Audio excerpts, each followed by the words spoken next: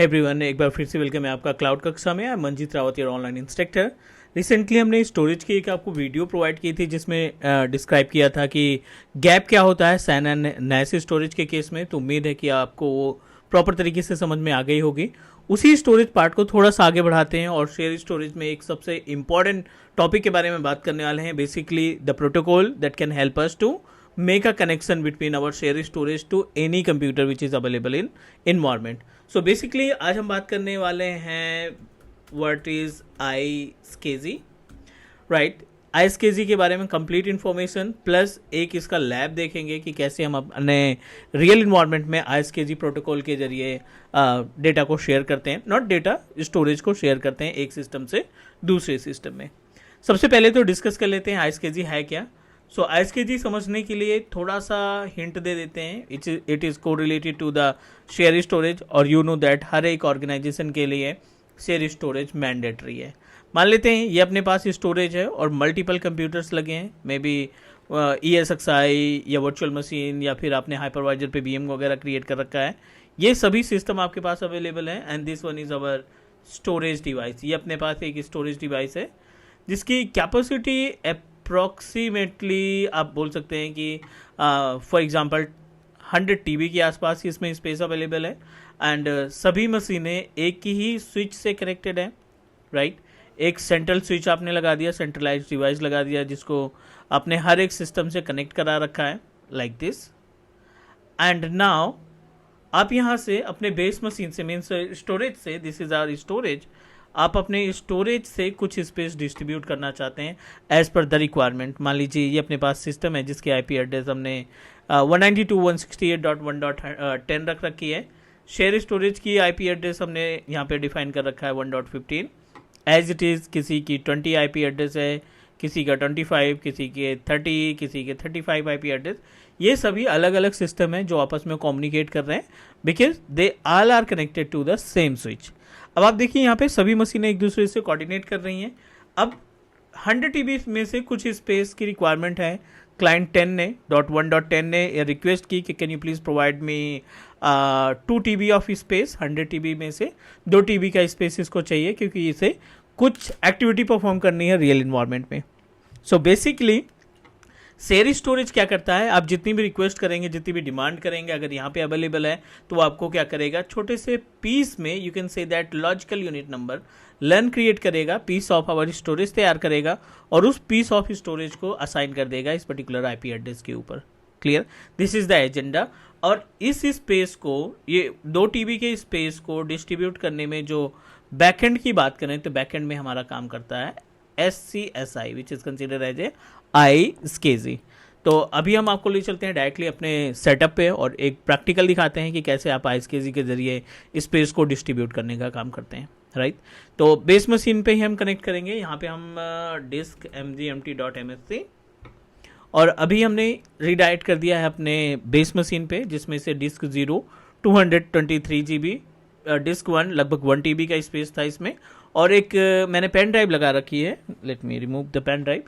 ठीक है, अभी हम अपने पास 2 हार्ड डिस्क दिखाई पड़ रही है, बट iSCSI के जरिए हम डिस्क 0 और डिस्क 1 के बाद भी हम एक डिस्क 2 ऐड करने वाले हैं, राइट? और iSCSI जो प्रोटोकॉल है, डिस्ट्रीब्यूट करने की रिस्पॉन्सिबिलिटी केवल और केवल सर्वर ऑपरेटिंग सिस्टम के पास होती है। मीन्स क्लाइंट पे ऐसा कुछ भी ऑप्शन नहीं रहता कि आप डिस्ट्रीब्यूट कर पाएँ, क्योंकि क्लाइंट हमेशा एक्सेप्ट करने का ऑप्शन रहता है। Initiator iSCSI initiator and iSCSI provider हमारा सर्वर कंटेन करता है, iSCSI इनिशिएटर हमारा क्लाइंट कंटेन करके रखता है। तो इस टास्क को परफॉर्म करने के लिए आपके पास कोई भी एक सर्वर ऑपरेटिंग सिस्टम आपको इंस्टॉल कर लेना है।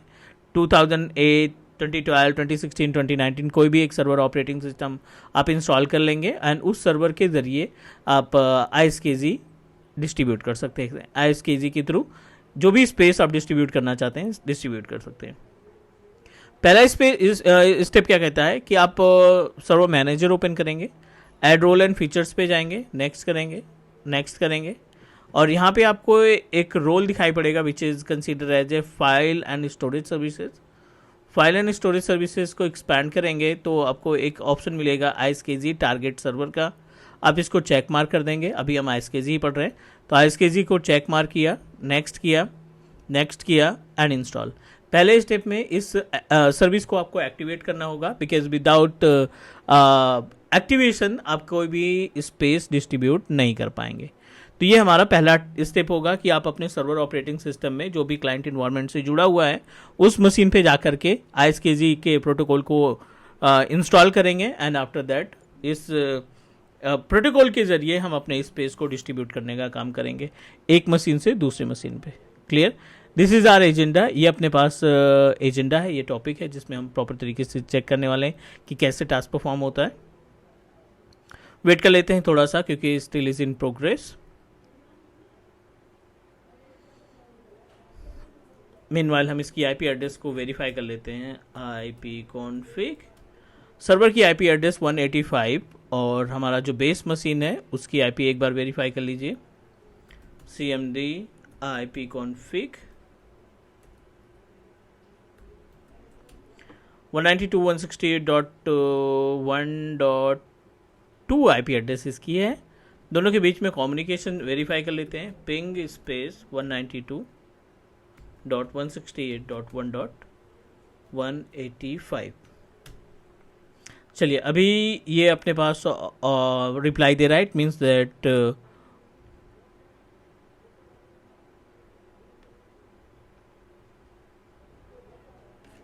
ठीक है, कम्युनिकेट हो रहा है तो हम इसमें डिस्ट्रीब्यूट कर सकते हैं। हार्ड डिस्क हमने पहले से आपको शो कर दिया कि ये अपने पास हार्ड डिस्क है। इसकी IP एड्रेस 2 दिखाई पड़ रही है। अब आप आ जाइए सर्वर मैनेजर विज़ार्ड पे। इंस्टॉलेशन के बाद file and storage services desktop पे ही, डैशबोर्ड पे ही ISKG के ऑप्शन पे क्लिक करेंगे। ISKG पे ऑप्शन पे क्लिक करने के बाद टास्क का ऑप्शन दिखाई पड़ेगा। Create new ISKG virtual hard disk. Yes, ISKG के जरिए हम वर्चुअल हार्ड डिस्क को डिस्ट्रीब्यूट करते हैं। एक में 40 GB का स्पेस है, दूसरा लगभग 9 पॉइंट समथिंग GB का स्पेस है। तो 40 में से हम सेलेक्ट कर लेते हैं। 15 GB डिस्ट्रीब्यूट करने का प्लान कर रहे हैं। 40 GB स्पेस है। नेक्स्ट किया, शेयर ड्राइव। चलिए ड्राइव ही दे देते हैं नाम। नेक्स्ट करेंगे।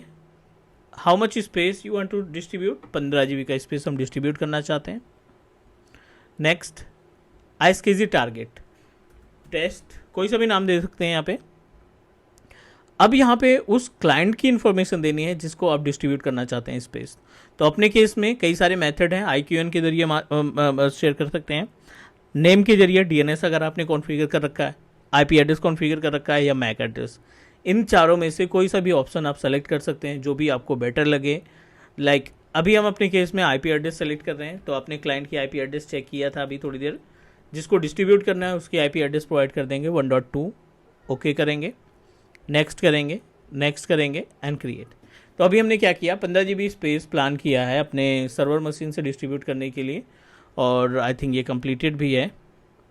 नॉट कनेक्टेड दिखाई पड़ रहा है। 1.2 के लिए हमने डिस्ट्रीब्यूट कर रखा है। अब आ जाइए क्लाइंट। ठीक है, अभी हमने इसमें प्रॉपर तरीके से सारे स्टेप फॉलो कर लिए हैं। 15 GB का स्पेस हमने डिस्ट्रीब्यूट कर रखा है बेस मशीन के लिए। तो ये अपने पास बेस मशीन है। 2 हार्ड डिस्क पहले भी देखा था हमने। और यहाँ पे अगर हम बात करें ISKG की, तो नॉट कनेक्टेड दिखा पड़ रहा है यहाँ पे। We just need to try to access.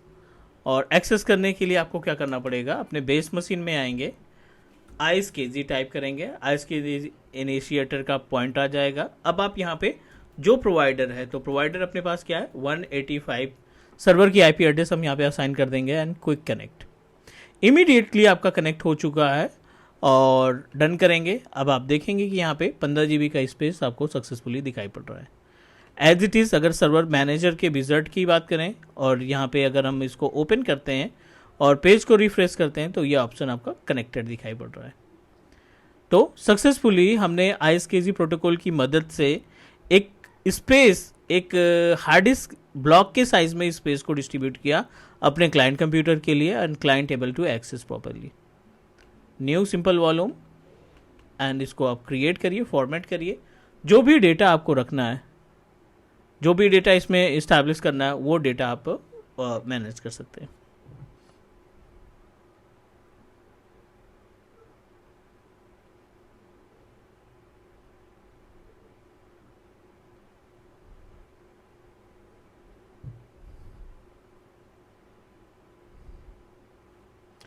ठीक है, तो आप 15 GB में कोई से भी डेटा रख सकते हैं। This is in complete information about ISKG।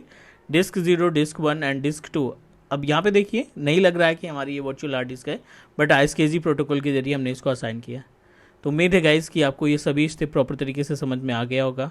कोई डाउट कोई क्वेश्चन है तो please let me know and do subscribe Cloud Kaksha. Thank you.